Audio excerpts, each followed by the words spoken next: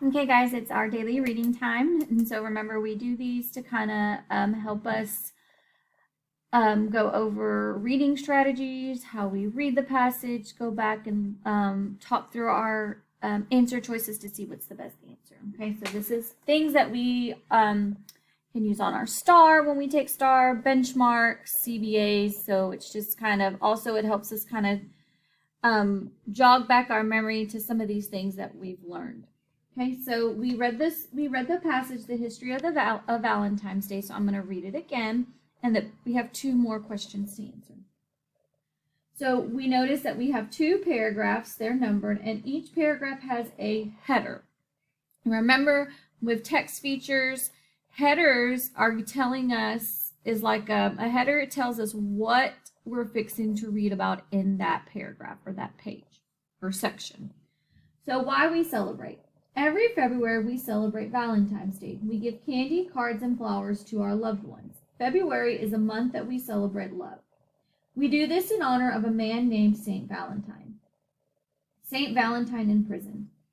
Valentine was a priest during the 3rd century in Rome. Legend has it that Claudius II, an emperor, outlawed marriage for all young men serving in the army. Valentine decided to marry young couples in secret.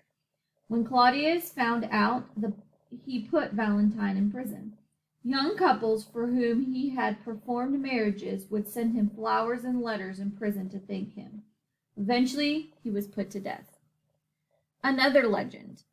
In a slightly different version of the legend, while in prison, Valentine fell in love with the janitor's daughter, beautiful daughter. Before he was put to death, he sent a letter to her and signed it Your Valentine. People say this was the first Valentine. Okay, so let's look. The author wrote this section most likely to. So before we answer this question, we talked about text structures and we talked about how authors write things in different ways for us to understand information. So remember, that's when we talked about descriptive. We talked about problem solution. We talked about cause and effect. We talked about compare and contrast in sequence. So this is where that's going to come in. So why do you think the author wrote this section most likely to? A, tell the reader about an emperor who celebrated Valentine's Day.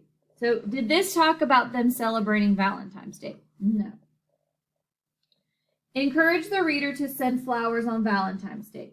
So encourage means, is this trying to persuade you to do something, to send Valentine's? No. Inform the reader about the history of a popular holiday. So inform is kind of our key word. So yes, inform means they're giving us information about the history of a popular holiday. In the title, it says History of Valentine's Day, and we know that Valentine's Day is a popular holiday. So this could be our answer. Describe how a Roman priest fell in love with the emperor's daughter. No, because it does nowhere does it talk about he fell in love with the emperor's daughter. So it is C. Okay. Which best states the main idea of the section title why we celebrate? So main idea, remember we talked about main idea. Main idea is what the paragraph is mainly about. Okay? Remember, it's not the title, it's what is it mainly about? What is it mainly talking about? And so they want to know right here in this first paragraph why we celebrate. What's the main idea? So let's read it again. Every February, we celebrate Valentine's Day. We give candy, cards, and flowers to our loved ones. February is a month that we celebrate love. We do this in honor of a man named Saint Valentine. So, A, Saint Valentine was imprisoned for marrying young couples in secret and eventually put to death. Did it talk about anything about him marrying couples in this paragraph? No. Guys, I know it talks about it in the second paragraph, but it wants to know just the first paragraph. Valentine fell in love with the janitor's daughter and sent her the first Valentine before his death. No. That talks in the third paragraph. We're talking about the first one. Valentine was a Roman priest who outlawed marriage of all young men in the army. No, he was a priest, but he didn't outlaw it. Valentine's Day is celebrated every February in honor of St. Valentine. Yes. because it talks about how we celebrate every February. We do this in honor of a man named Saint Valentine. Okay.